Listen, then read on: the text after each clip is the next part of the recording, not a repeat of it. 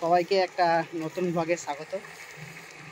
আর এই চ্যানেলটা বিশেষ করে যেটাতে বলছি সেটা মেইনলি আমার কোচিং সেন্টার, যেটা সেলফ স্টাডি কোচিং বলে, তার উদ্দেশ্যে কিছু কথা। এখন চলেছি সাইকেলে করে, আর পিছনে দেখতে পাচ্ছ আকাশ, রাস্তা, ওয়েদারটা একদম বিরাট ওয়েদার, বলতে গেলে একদম দারুণ ওয়েদার। আর সঙ্গে বৃষ্টি পড়ছে, পাশে গাড়িও চলছে, আমারও সাইকেলের বেল। এইবার কথাটা হচ্ছে এই যে বৃষ্টি এসছে বলে কিন্তু ওয়েদারটা এত সুন্দর। আজ থেকে, অর্থাৎ আজ কত 30 তারিখ, হয়তো সরকারি স্কুলে গরমের ছুটি পড়ে গেছে, কিন্তু গরমের ছুটি মেন কী কারণে পড়ে? গরমের জন্য। কিন্তু এখন উল্টো কেস হয়ে গেছে, এখন বলতে গেলে প্রায় এখন ঠান্ডা ঠান্ডা ভাব।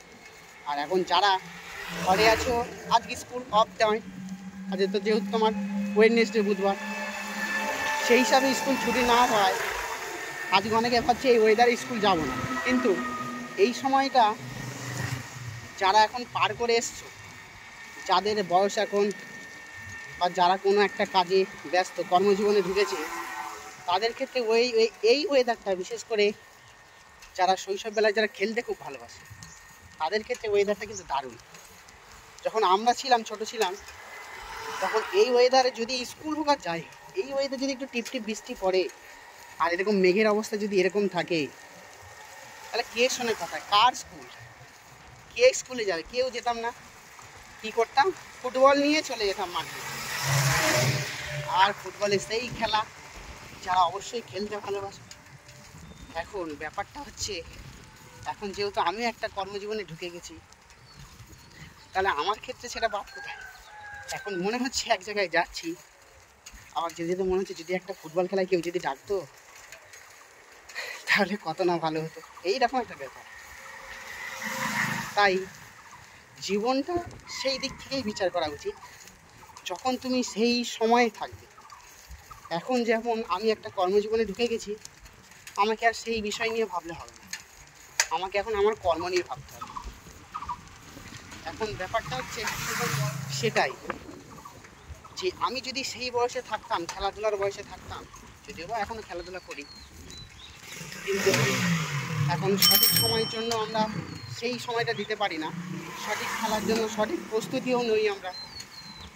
হয়তো আগে যেখানে একটা বল ধরতে গেলে বা গোল করতে গেলে, ফুটবল খেলার কথা বলছি, সেক্ষেত্রে কী করতাম?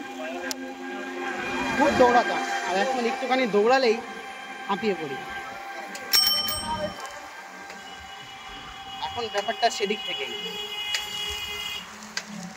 নিজেকে কমফর্ট করো, নিজেকে সেই বয়সে সেই খেলার সুযোগটাকে বেছে নাও, সময়টাকে অপচয় করো না, আর সময়টাকে সৎভাবে ব্যবহার করতেছে, এটাই হচ্ছে আমার কথা। আর যে সময় যে কাজ করা উচিত, সেই সময় সেই কাজটা তখনই করা উচিত। আর সর্দার বল্লভভাই পটেলের, তিনি একজন বিখ্যাত ব্যক্তি, ইতিহাসের কথায় তোমরা পড়েছ। তার মতে কি, যে তুমি যদি কোনো একটা স্বপ্ন দেখো, সেই স্বপ্নর পিছনে যদি তুমি অক্লান্ত পরিশ্রমটা না করো, তাহলে কিন্তু সেই স্বপ্নটা তোমার বৃথা, এটা তোমাকে মানতে হবে। কিন্তু আর তুমি যদি সেই স্বপ্নের পিছনে একঘেয়ামিভাবে নিজেকে কাজে লাগিয়ে ছুটে যাও, তাহলে কিন্তু স্বপ্নটাকে তুমি কিন্তু একসময় সাফল্য পাবে। এটা হচ্ছে আজকের কথা।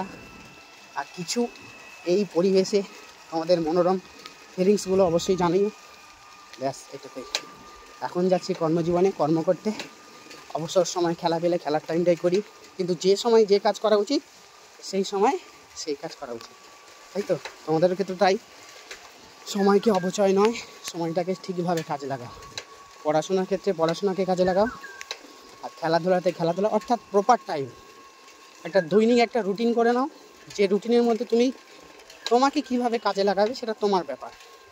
কারণ এখনকার আমাদের এই সরকার এমন এক পর্যায়ে আছে, না আছে কোনো কাজ, না আছে কিছু, ভালো ভালো শিক্ষিত বেকার হয়ে বসে আছে, তাদের ক্ষেত্রে কী কাজ? যাক, আজ এইটুকুনি। আবার বৃষ্টি পড়া শুরু করে দিয়েছে, যারা যারা দেখছো অবশ্যই জানিও যে এই বৃষ্টির আবহাওয়ার দিনে তোমরা কি স্কুলে যেতে না তোমাদের ফিলিংসগুলো কীরকম।